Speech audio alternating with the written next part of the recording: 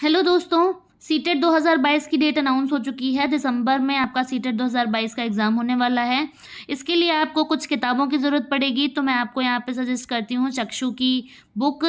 चक्षु की study guide यहाँ पे अवेलेबल है, आप यहाँ पे देख सकते हैं। पेपर 1 के लिए आपके subjects CDP, Hindi language, English language, maths and EVS के लिए यहाँ पे आपको 3000 से ज़्यादा चैप्टर वाइज इंपॉर्टेंट क्वेश्चंस मिल जाते हैं, जिनके आपको व्याख्यात्मक हल भी मिलते हैं, यानी कि एक्सप्लेनेशन भी मिलता है।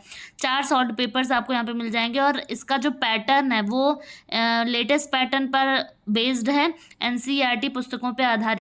चक्षु पब्लिकेशंस का प्रैक्टिस सेट भी आता है। सीटेट पेपर 1 के लिए आप यहाँ पे देख सकते हैं, कुछ इस तरीके से कवर पेज होगा। ये किताबें आपको ऑनलाइन अमेजॉन फ्लिपकार्ट पे अवेलेबल हो जाएंगे और ऑफलाइन मार्केट से भी जाके आप इन्हें परचेज कर सकते हैं। सीटेट 2022 के एग्ज़ाम की प्रिपरेशन बहुत अच्छी तरीके से हो जाएगी।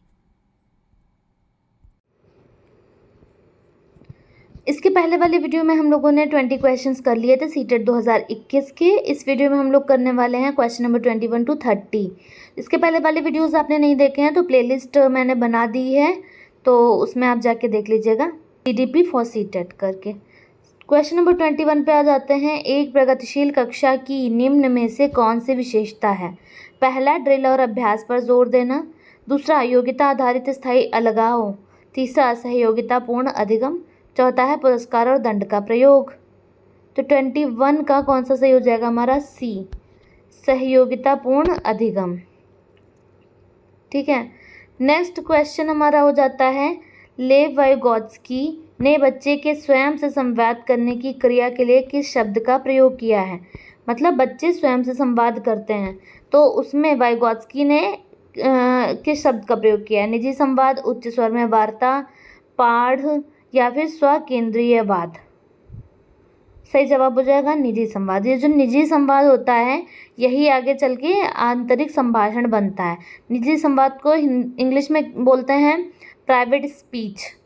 ठीक है, यही बाद में चल के इनर स्पीच बन जाता है जब बच्चे बड़े हो जाते हैं। ठीक है, तो मन में बात करने लगते हैं। नेक्स्ट क्वेश्चन है, लेव वाइगोत्स्की के संज्ञानात्मक विकास का सिद्धांत डैश पर आधारित है? किस पर आधारित है?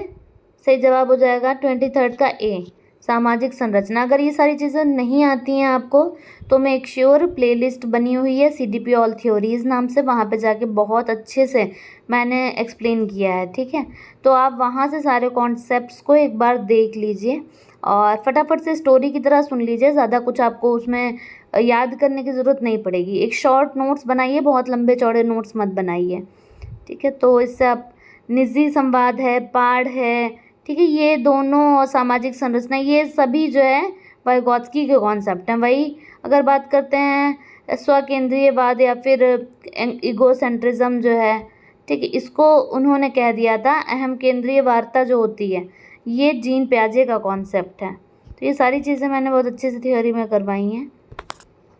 5 वर्षीय नसीमा को यह लगता है कि चिकनी मिट्टी के गोले को यदि दबाकर एक सांप के रूप में परिवर्तित कर दें तो चिकनी मिट्टी बढ़ जाती है। पियाजे के अनुसार इस सोच के पीछे कौन सा तर्क है? ये सारी की सारी पियाजे की कैरेक्टरिस्टिक्स जो हैं, SPCF, sensory motor stage, pre operational, concrete operational और फॉर्मल ऑपरेशनल हैं, जिनको हिंदी में भी हम क्या कहते हैं हम इसको इंद्रिय जनित अवस्था या संवेदीगामक अवस्था पहली स्टेज को, दूसरी को कहते हैं पूर्व संक्रियात्मक, तीसरी को कहते हैं वैज्ञानिक तर्क की अवस्था, या उसी को हम कहते हैं मूर्त संक्रियात्मक अवस्था, उसी को हम कहते हैं ठोस संक्रियात्मक अवस्था, और फोर्थ वाली जो स्टेज है उसको हम कहते हैं अमूर्त संक्रियात्मक अवस्था या औपचारिक संक्रियात्मक अवस्था। ठीक, तो ये सारे कॉन्सेप्ट्स आपको सीडीपी ऑल थ्योरीज में समझाए गए हैं। पर प्लेलिस्ट भी ज़रूर चेक करते रहिएगा। चैनल पर नए हैं तो ऑब्वियसली चैनल को सब्सक्राइब कर लें और लोगों तक भी शेयर करें। जितना ज़्यादा आप वीडियो को शेयर करेंगे मुझे एक तरीके का मोटिवेशन मिलेगा कि मैं और वीडियोस बनाऊं और जल्दी जल्दी ज़्यादा वीडियोस बनाऊं। वही व्यूज़ अगर काफ़ी कम रहते हैं, आप लोग शेयर नहीं करते हैं तो, और लाइक वगैरह नहीं करते हैं, तो मोटिवेशन डाउन हो जाता है कि शायद वीडियोज़ आप लोगों को पसंद नहीं आ रहे हैं। नेक्स्ट क्वेश्चन है, जीन पियाजे के सिद्धांत में क्रमबद्धता किस संदर्भ में प्रयोग हुआ है? वस्तुओं को किसी एक आयाम जैसे लंबाई पर आधारित क्रम देना। दूसरा, दूसरों का परिप्रेक्ष्य लेने की क्षमता।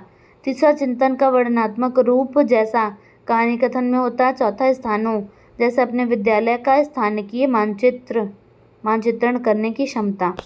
25 का ए सही हो जाता है। वस्तुओं को किसी एक आयाम जैसे लंबाई में आधारित क्रम देना। ठीक है, तो क्रमबद्धता आपका किस में आ जाता है? एक आयाम में।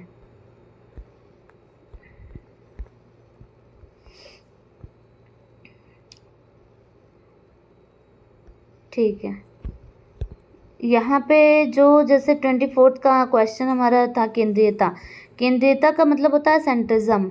ठीक है, सेंट्रिज्म में ये होता है कि जो बच्चा होता है सिर्फ एक किसी स्थिति का एक पहलू के बारे में वो समझ पाता है, दूसरे पहलू को वो नकार देता है या नहीं जान पाता है उसके बारे में।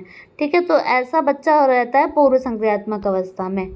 ठीक, फिर उसके बाद जब मूर्त संक्रियात्मक अवस्था आती है 7 से 11 वाली, तब बच्चा विकेंद्रीयता आ जाती है, उसके अंदर डिसेंट्रेशन आ जाता है। ठीक है, ये कैरेक्टरिस्टिक है जीन पियाजे की, जो मैंने सोचा एक्सप्लेन कर देती हूँ।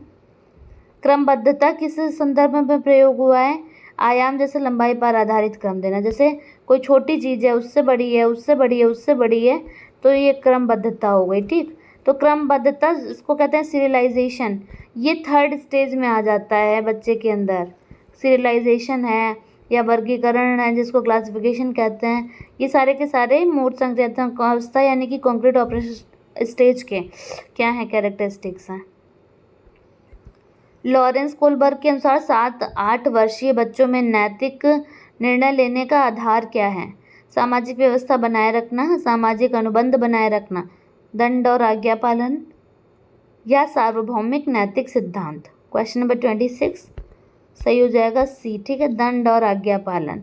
7 से 8 वाला बच्चा जो होता है, ठीक है, वो अगर आप देखोगे तो वो डरता है उसको दंड से कि उसको मारना पड़ जाए या उसको कोई गलत ना कह दे। ठीक है, आज्ञा का पालन करने की कोशिश करता है। क्वेश्चन नंबर 27 सामाजिकरण का प्राथमिक और सामाजिकरण का द्वितीयक कारक क्या है? परिवार विद्यालय मीडिया, परिवार विद्यालय मीडिया, मीडिया पास पड़ोस। 27 का ए सही हो जाता है। ठीक है, परिवार प्राथमिक है और द्वितीयक क्या है? विद्यालय।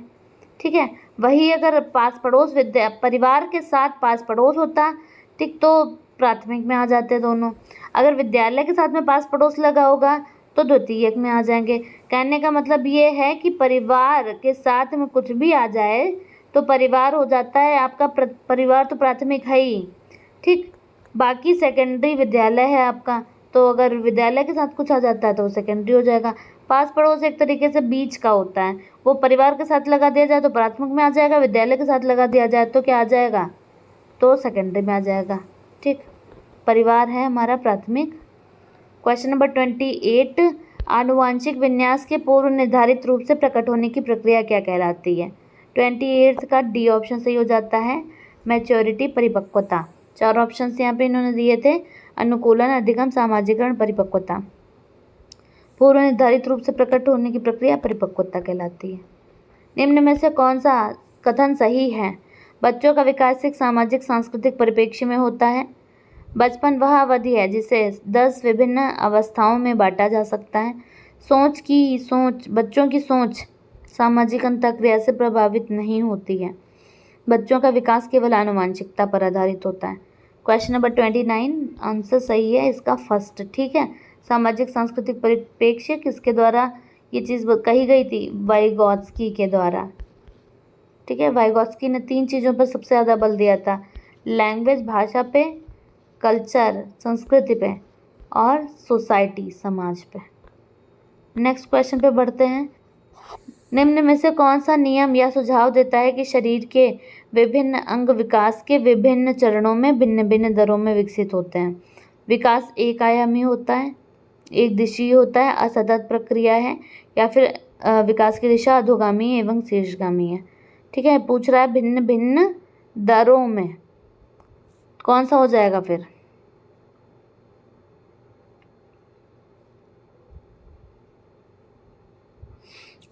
डी। ठीक, क्योंकि विकास अगर हम देखें तो एक आयामी नहीं होता, बहुआयामी होता है, इसके बहुत सारे आयाम होते हैं।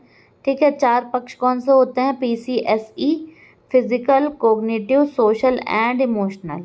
ठीक, एक दिशीय नहीं होता है विकास, विकास मध्य से बाह्य भी होता है और शिरापदोन्मुख भी होता है।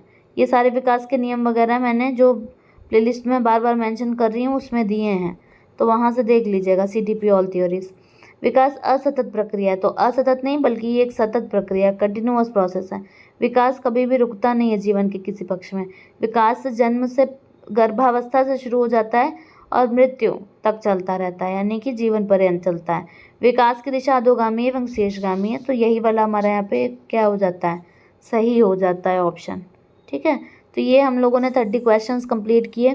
इसी तरीके से बाकी जो सब्जेक्ट्स हैं उनमें भी आपका पेपर ये वाला पूरा करवा दिया जाएगा छोटे छोटे पार्ट्स में, तो आप फटाफट से उन सभी को कवर कर लें। हम लोग बड़ी बड़ी क्लासेस भी करेंगे, ठीक है, आपका एग्ज़ाम भी आने वाला है, तो बड़ी क्लासेस भी करेंगे, लाइव क्लासेस भी करेंगे। बट अभी हम लोग ये एक समझ लीजिए कि एक स्टार्ट कर रहे हैं अपने सीटेट के कोर्स को। आप इस चैनल को ज़रूर से ज्वाइन करें अगर आपको सीटेट की अच्छी तरीके से प्रिपरेशन करनी है। सीटेट स्पेसिफिक चैनल ये बनने वाला है। Thanks for watching.